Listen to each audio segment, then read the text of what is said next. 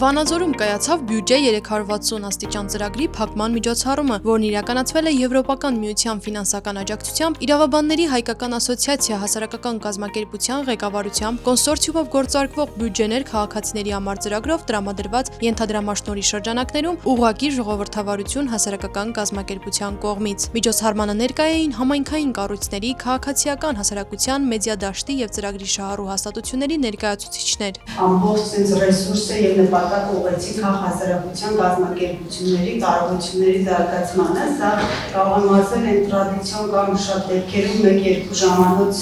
ուսումնական ծրագիր չի, մոտ 5-6 ամիս մենք աշխատում ենք մինչև դրամաշնորհների տրամադրում կազմակերպությունների հետ, այն հիմնական գիտելիքներն ենք իրենց տալիս բյուջետային մոնիտորինգի, վերլուծության, իսկ ապա նաև շահերի պաշտպանություն իրականացնելու եւ նաեւ հարակից կարողությունների զարգացման։ Վանաձոր խոշորացված համայնքի բյուջետային գործընթացներում ուժեղացնել քաղաքասարակության մասնակցությունը։ Սա ծրագրի հիմնական նպատակներից մեկն է, նշեց ուղղակի ժողովրդավարություն ՀԿ-ի ծրագրերի համակարգող Արբակ Սարգսյանը, հատուկ ուշադրություն դարձնելով Վանաձորում կառուցվող նոր մանկապարտեզներին, մասնավորապես թիվ 4 մանկապարտեզի կառուցման ընթացքում հայտնաբերված մի շարք անվտանգային եւ նորմատիվային խախտումներին։ Կազմակերպությունը պետք է իրազեկման միջոցով հանրությանը ներկայացնի, թե ինչպես կարելի է վերահսկել գնումների գործընթացը, որով որ կատարվում են համապատասխան գնումները, դպրոցներում, մանկապարտեզներում եւ այլ մնացած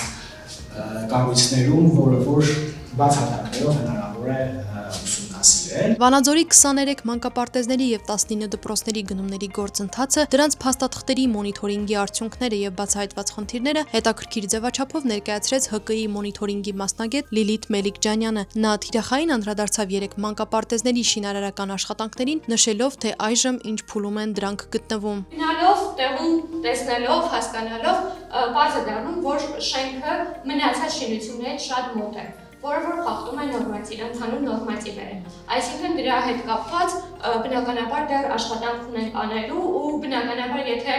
սրա երկրորդ փուլը դեռ չի ավարտվել եւ տեղափոխվել է 2025 թվականի մինչեւ նոյեմբեր ամիս, մենք անընդհատ պիտի ուսումնասիրենք մինչեւ ավարտ, անկախ նրանից մենք այս բանի ծրագիր ունենալու ենք, թե չէ։ Մենք գնալու ենք մինչև վերջ։ Բյուջետային հարցերով երիտասարդ մասնագետ Լիանա Աղաջանյանը ծրագրի շրջանակներում վերլուծություն է կատարել 2024 թվականին Վանաձոր համայնքի նախադպրոցական կրթության ոլորտի ֆինանսավորման վերաբերյալ։ Թեև ոլորտի ֆինանսավորումը աճել է, սակայն ըստ երիտասարդ մասնագետի առկա են պլանավորման եւ կատարողականի անհամապատասխանություններ, ինչը կարիք ունի բարելավման։ Վանաձոր համայնքի 2024 թվականի կրթության ոլորտին նախատեսվել է պլանային բյուջե։ Նախատեսվել է հատկացնել 3.1 միլիարդ դրամ,